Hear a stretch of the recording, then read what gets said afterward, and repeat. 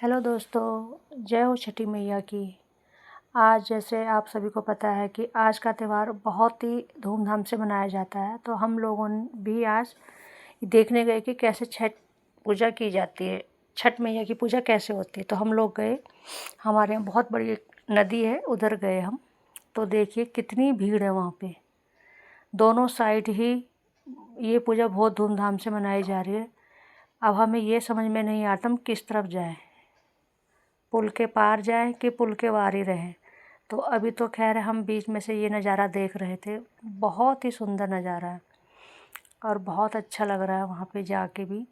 फिर हम वहाँ पे बैठे तो उन्होंने बोला कि आप लोग भी सुहागन हो, तिलक कीजिएगा। तो हम लोग बारी बारी से वहाँ पे तिलक लगाया हमने।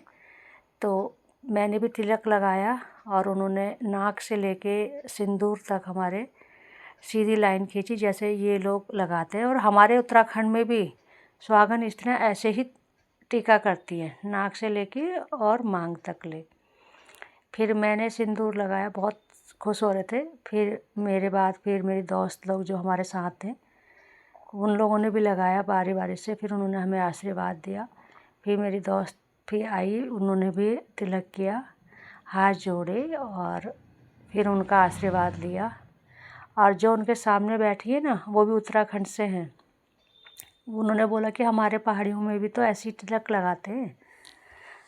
तो हमने बोला हाँ, अच्छी बात है, पूजा के समय है, अच्छी बात, जो हमें कोई सिखाता तो सीखनी चाहिए। और ये उत्तराखंड में भी पर्व बहुत धूमधाम से मनाया जा रहा है। फिर जब हमने तिलक लगाया तो फिर हम इधर उधर देखते रहे, देखो कितनी भीड़ है। और ये लोग अपनी पूजा में बहुत सारा सामान लेके आए हैं, बहुत सारे फल, तरह तरह के फल लेके आए हैं। फिर जो मेरी दोस्त है, फिर उनकी देवरानी ने भी टीका लगवाया और बहुत अच्छे लग रहे थे। सच बताऊं, ऑरेंज कलर का टीका है कि जैसे हमारे सूर्य देव का रंग होता है ना, उसी तरह से इनका टीका होता है। वो तो खैर आप सब लोगों को पता ही होगा। तो उन्होंने आशीर्वाद लिया। फिर हम ऐसे ही थोड़ा सा घूमे, हमने कहा देखे कैसे इनके यहाँ पूजा होती है। तो देखो कितना सारा सामान लेके, ये सूपा होता है ना, और पता नहीं हमारे यहाँ तो सूप कहते हैं, सूपा, और यहाँ पता नहीं क्या कहते होंगे। आप लोग जो कहते हैं आप समझ जाओगे, जो इसमें दिखाई दे रहा है। और फिर देखो गंगा मैया कितनी सुंदर लग रही हैं, बहुत बड़ी नदी है ये, बहुत बड़ी।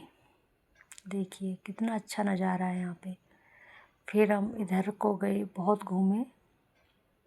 यहाँ पे खूब एक विशाल मंदिर है साइड में, इसके खूब अच्छा मंदिर है। ये मेरी फ्रेंड है।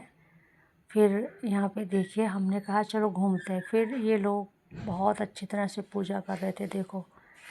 और सभी लोग थे यहाँ पे, जेंट्स लोग भी थे।